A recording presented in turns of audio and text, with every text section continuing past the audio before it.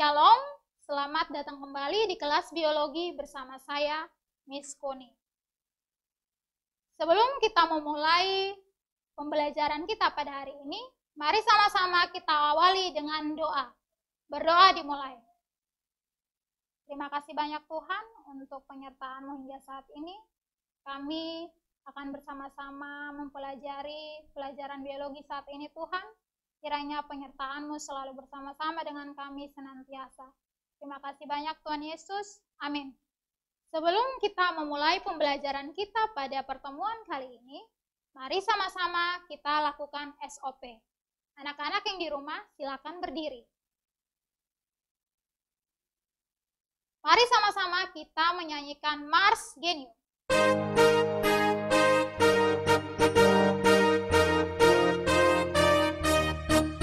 Sekolah Kristen generasi unggul, kami siap membangun bangsa, melahirkan pemimpin unggul. Itu visi dan misi kami. Mari kita bergandengan tangan, bersatu membangun negeri. Bersama Tuhan kita pasti bisa. Bersama Tuhan kita pasti bisa. Satu nilai dalam satu tekad, kita bangun budaya unggul. Disiplin, taat, bertanggung jawab, jujur, rajin, percaya diri. Mari kita wujudkan bersama Indonesia adil dan makmur. Bersama Tuhan kita pasti bisa. Bersama Tuhan kita pasti bisa. Geniu, taat, disiplin, bertanggung jawab, percaya diri. Yes, yes, yes. Great leader, big vision, stay humble, never give up. Yes, yes, yes. Mari sama-sama kita ucapkan visi dan misi Geniu. Visi Geniu menjadi pusat pendidikan dan pembentukan pemimpin unggul bangsa yang kuat dalam kecerdasan, iman, dan karakter.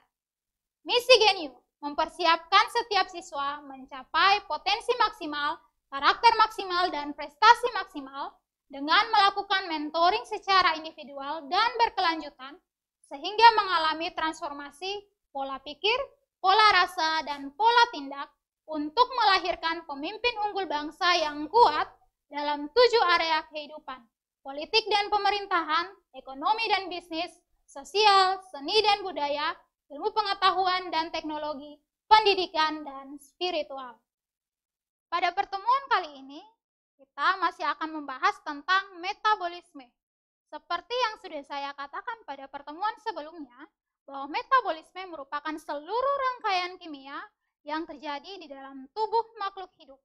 Pada pertemuan kali ini, kita akan khusus membahas tentang salah satu reaksi yang termasuk dalam metabolisme, yaitu reaksi katabolisme atau proses pembongkaran senyawa kompleks menjadi senyawa sederhana. Ya, seperti yang minggu lalu saya sudah jelaskan bahwa metabolisme merupakan seluruh rangkaian kimia yang terjadi di dalam tubuh makhluk hidup. Metabolisme dibagi jadi 2 reaksi besar, yaitu katabolisme dan anabolisme.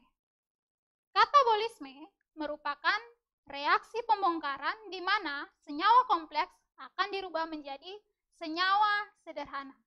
Contoh dari reaksi katabolisme yaitu respirasi yang dibagi menjadi 2 jenis, respirasi aerob dan respirasi anaerob.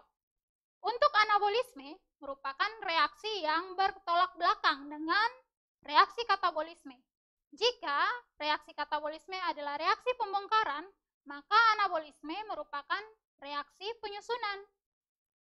Di sini, anabolisme merupakan reaksi yang menyusun senyawa-senyawa sederhana menjadi senyawa kompleks.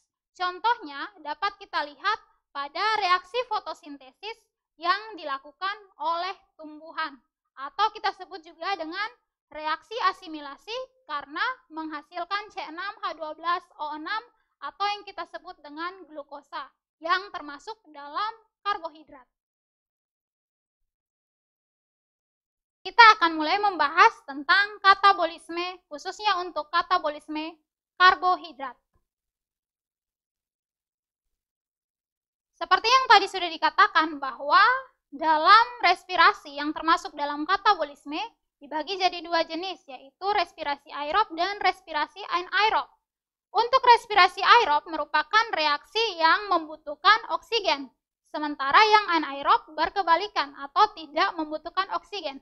Kita akan membahas yang pertama tentang respirasi aerob, khususnya respirasi dalam sel. Respirasi aerob atau respirasi sel dapat kita lihat reaksi kimianya di mana C6H12O6 atau kita sebut dengan glukosa akan bereaksi dengan oksigen yang akan menghasilkan CO2, dapat kita lihat dari hasil pernafasan kita, beserta dengan uap air, H2O, dan tentunya menghasilkan energi dalam bentuk ATP. Untuk respirasi seluler terjadi lewat 4 tahap. Yang pertama yaitu glikolisis, yang kedua yaitu DO atau dekarboksilasi oksidatif, yang berikutnya adalah siklus Krebs, dan yang terakhir adalah proses transport elektron. Untuk respirasi aerob atau respirasi yang tidak membutuhkan oksigen, kita dapat istilahkan sebagai fermentasi. Nah, ada dua jenis fermentasi, yaitu fermentasi alkohol atau etanol dan fermentasi asam laktat. Kita akan bahas terlebih dahulu tentang respirasi aerob, khususnya untuk respirasi sel. Seperti yang tadi sudah dijelaskan bahwa ada 4 tahap dalam proses respirasi sel, yaitu glikolisis, dekarboksilasi oksidatif, siklus Krebs, dan juga transport elektron. Respirasi sel ini terjadi pada salah satu bagian organel sel yang kita sebut dengan mitokondria. Mengingat kembali dari fungsi-fungsi organel sel yang kalian sudah pelajari pada kelas 2, mitokondria memiliki fungsi utama untuk menghasilkan energi. Karena disinilah terjadi respirasi seluler yang akan menghasilkan energi bagi sel dalam bentuk ATP.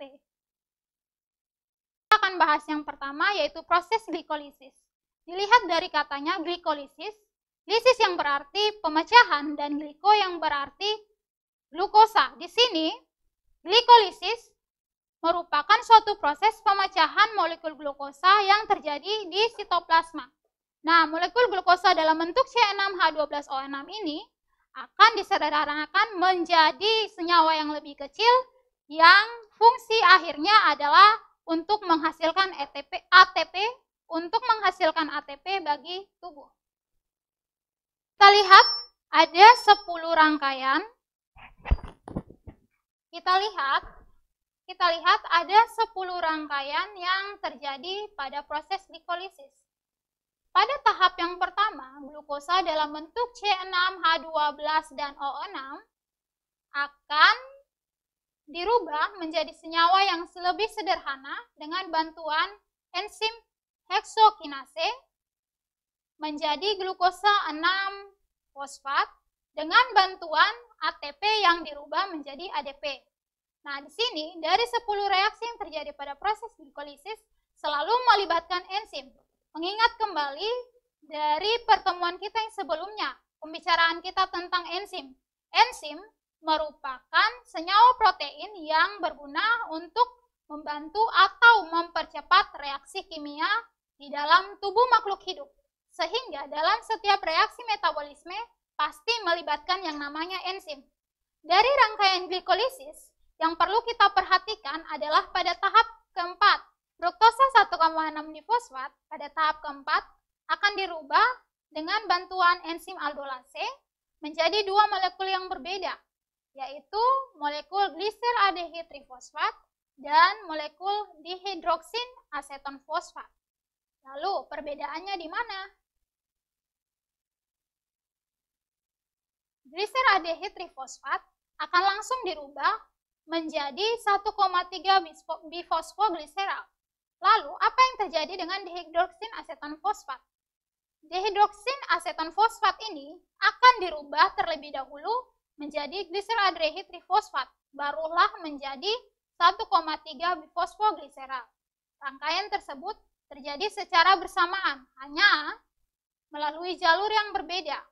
Akhir dari rangkaian glikolisis adalah menghasilkan asam pirufat. Yang perlu kita ingat bahwa dalam proses glikolisis, glukosa C6H12O6 akan dirubah terlebih dahulu menjadi asam pirufat dan glukosa dalam bentuk C6H12O6 akan dirubah menjadi asam pirufat pada proses glikolisis sebelum masuk pada proses dekarboksilasi oksidatif.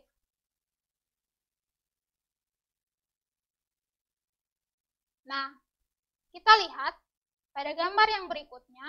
Di sini, bagian ini merupakan jalur dari menghasilkan asam pirufat melewati gliseraldehid trifosfat.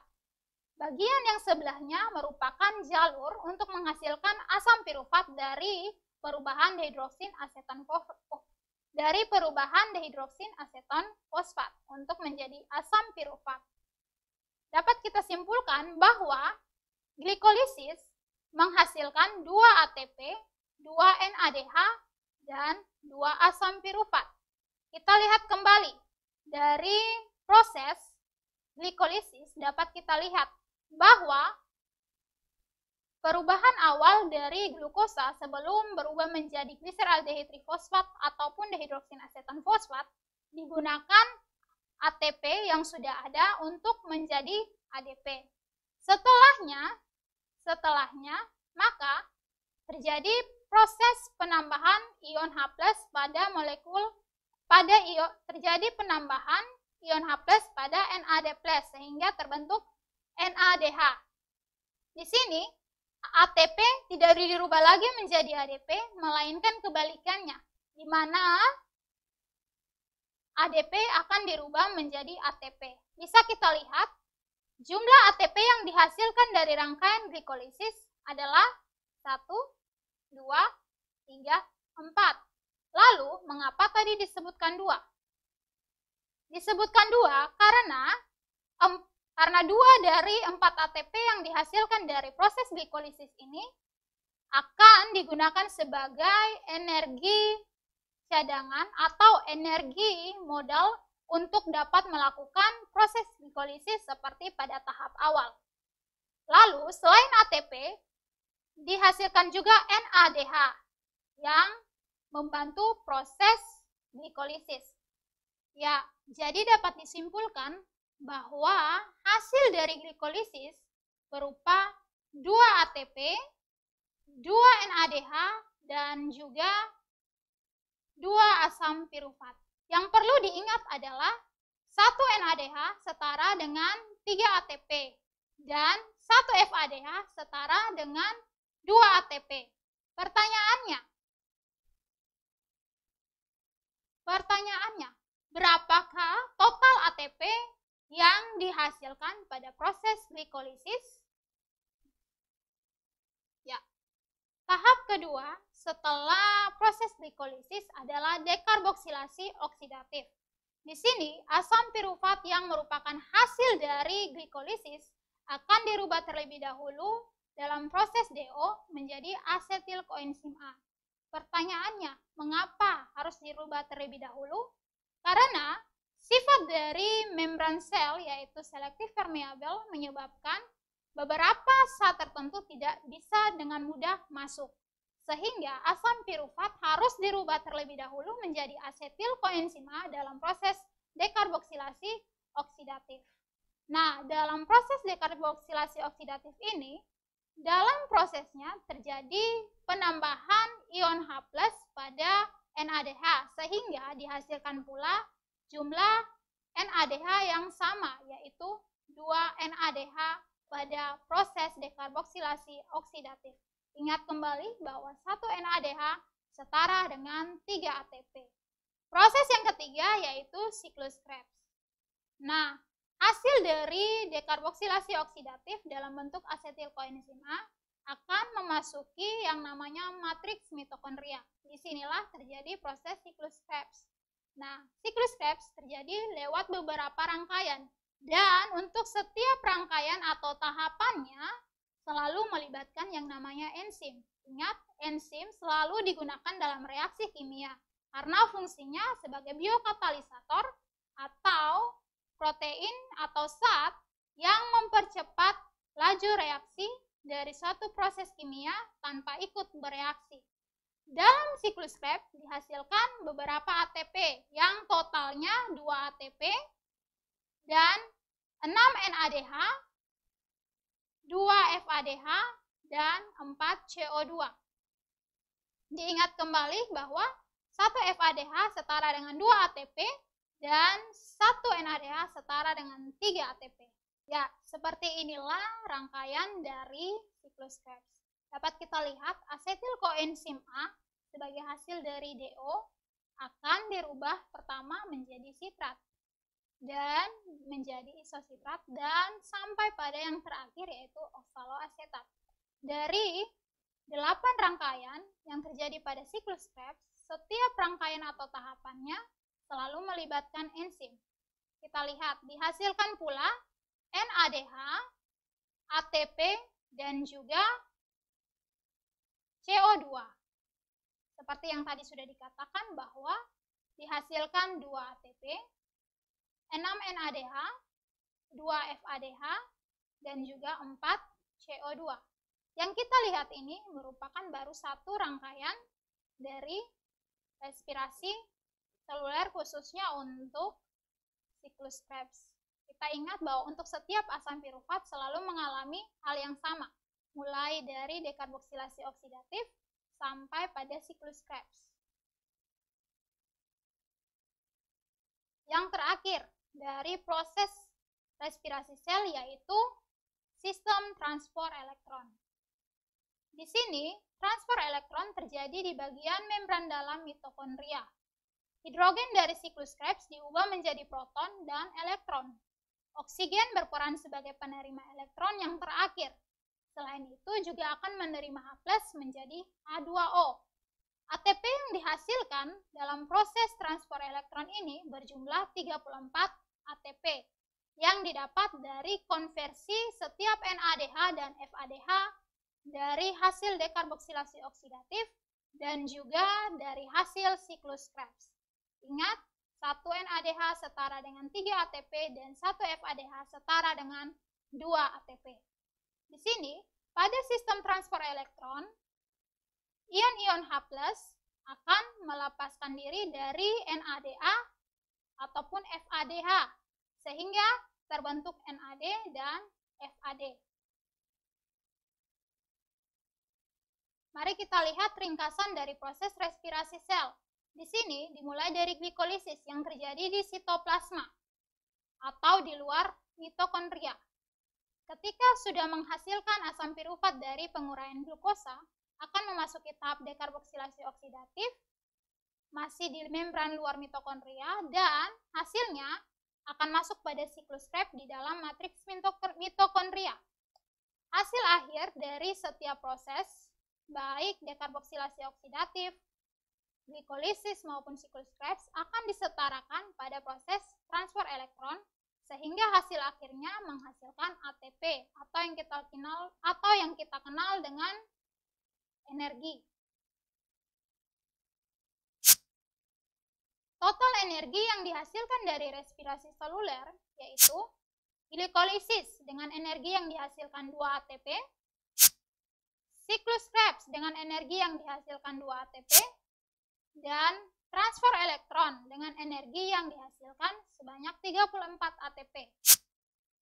Dari penyetaraan NADH dan FADH, hasil glikolisis, dekarboksilasi oksidatif, dan juga siklus Krebs. Sehingga total energi yang dihasilkan adalah sejumlah 38 ATP. Mari kita lihat gambar berikut.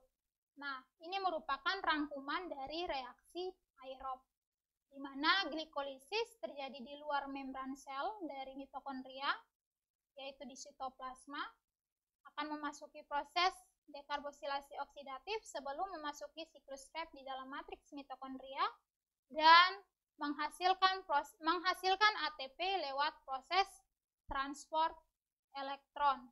Dapat kita lihat ada berbagai macam ATP di sini dan ion-ion H+-nya dilepaskan.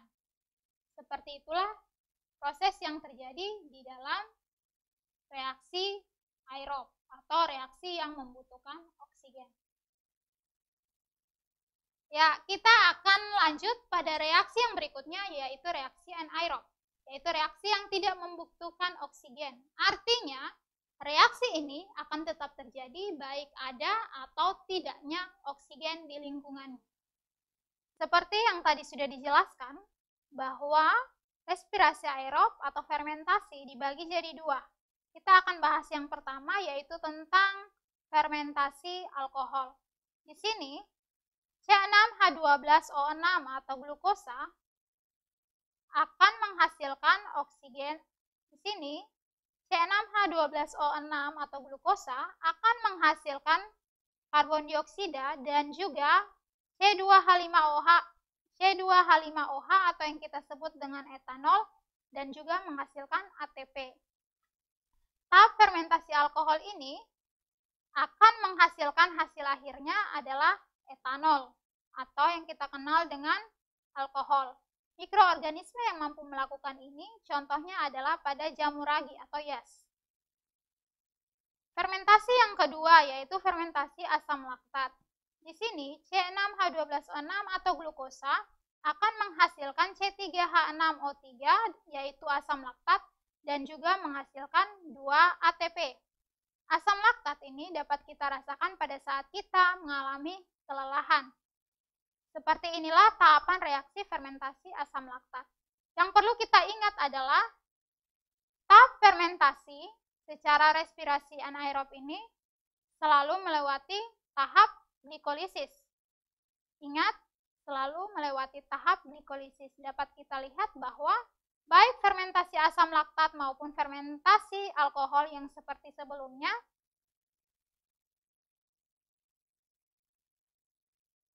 yang perlu kalian ingat adalah baik fermentasi asam laktat maupun fermentasi alkohol selalu melewati tahap glikolisis. Terlihat dari keberadaan C6H12O6 pada setiap awal reaksi.